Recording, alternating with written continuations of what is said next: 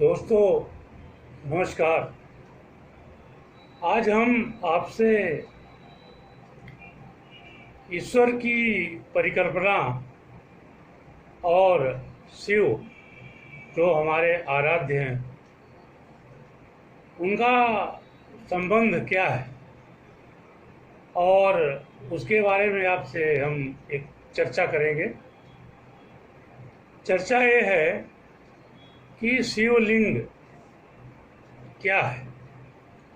हम शिवलिंग की उपासना करते हैं, आखिर वह शिवलिंग क्या है और उसका सही मायने में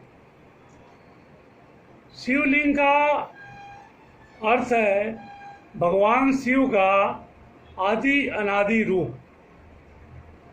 शून्य, आकाश, अनंत, ब्रह्मांड और निराकार परम पुरुष का प्रतीक होने के कारण इसे लिंग कहा गया है।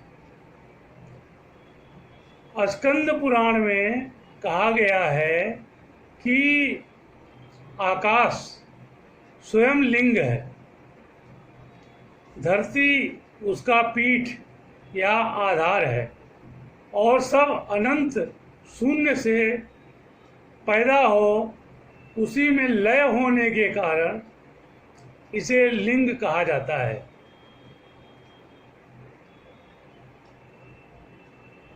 वातावरण सहित घूमती धरती या सारे अनंत ब्रह्मांड का अक्ष या धुरी एक्सिस ही लिंग है। The whole universe called शिवालिंगम।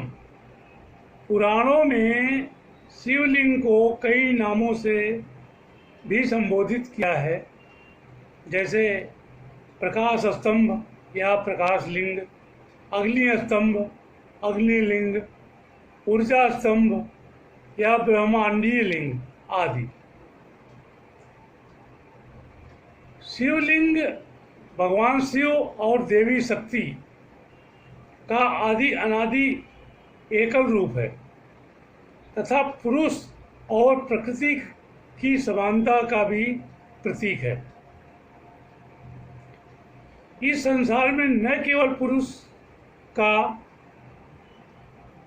न केवल प्रकृति या स्त्री का वर्चस्व है, बल्कि दोनों समान हैं। हम जानते हैं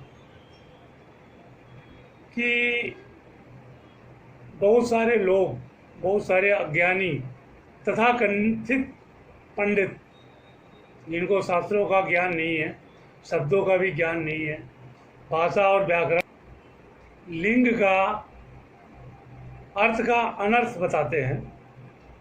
जैसा कि आप जानते हैं, एक शब्द का संस्कृत में या हिंदी में कई अर्थ होता है।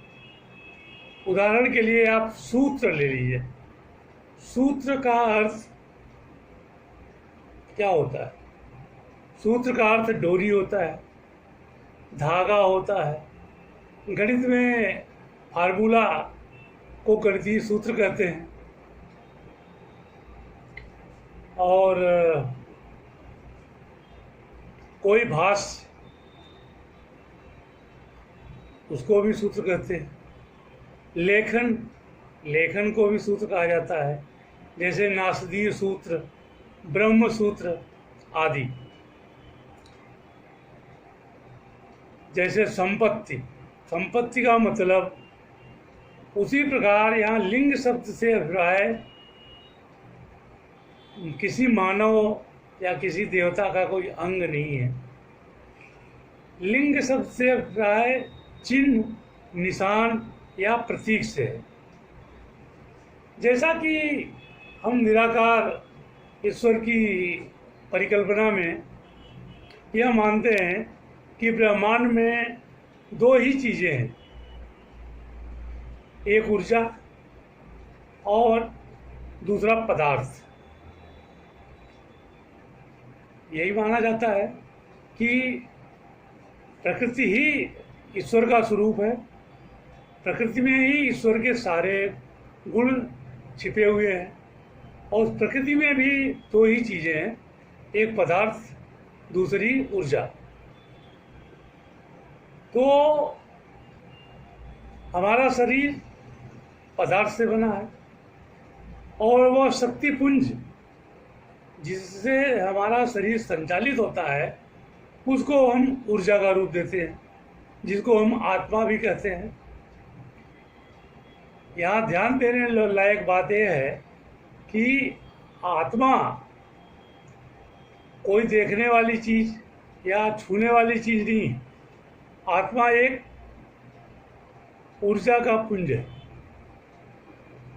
जैसा कि भगवत गीता में भी श्री कृष्ण ने कहा है, नैनम छिन्दन्ति शस्त्राणि नैनम दहति पारुत नैनम दहति पावक नैनम शोषयन्ति मारुति इत्यादि। जिसका अर्थ है कि आत्मा जो एक ऊर्जा पुंज है उसको आग जला नहीं सकती, पानी गीला नहीं कर सकता, हवा सुखा नहीं सकती। इस तरह से इसका मतलब ये हुआ कि ऊर्जा और पदार्थ जो हमारे प्रकृति के ही अंग हैं मिलाकर इस ब्रह्मांड और इस सृष्टि की रचना करते हैं और यही हमारा ईश्वर का व्यापक स्वरूप है। इसी प्रकार शिव पदार्थ और शक्ति ऊर्जा का प्रतीक बनकर शिवलिंग कहलाते हैं। शिव का मतलब पदार्थ और शक्ति का मतलब ऊर्जा। तो पदार्थ और ऊर्जा मिलकर सृष्टि का निर्माण होता है और उसका संक्षिप्त रूप यह शिवलिंग है। ब्रह्मांड में उपस्थित समस्त ठोस तथा ऊर्जा शिवलिंग में निहित है। वास्तव में शिवलिंग हमारे ब्रह्मांड की आकृति है। अब जरा आइंस्टाइन का सूत्र देखिए। वो कहते हैं E=mc², मतलब ऊर्जा बराबर है पदार्थ का मास, पदार्थ गुणे प्रकाश के वेग का स्क्वायर। अब आप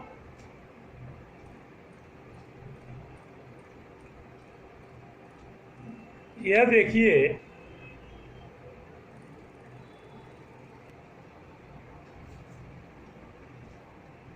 जिस आधार पर परमाणु बम बनाया गया, परमाणु के अंदर छिपी अनंत ऊर्जा की एक झलक दिखाई दी, वो कितनी विध्वंसक थी सब जानते हैं। इस प्रकार पदार्थ को पूर्णतया ऊर्जा में बदला जा सकता है, अर्थात दो नहीं एक ही है, पर वो दो होकर सृष्टि का निर्माण करता है। हमारे ऋषियों ने ये रहस्य हजारों साल पहले ही खोज लिया था। हम अपने दैनिक जीवन में भी देख सकते हैं कि जब भी किसी स्थान पर अकस्मात ऊर्जा का उत्सर्जन होता है तो ऊर्जा का फैलाव अपने मूल स्थान के चारों ओर एक वृत्ताकार पथ में तथा ऊपर व नीचे की ओर अग्रसर होता है, अर्थात 10 दिशाओं में होता है। फलस्वरूप एक क्षण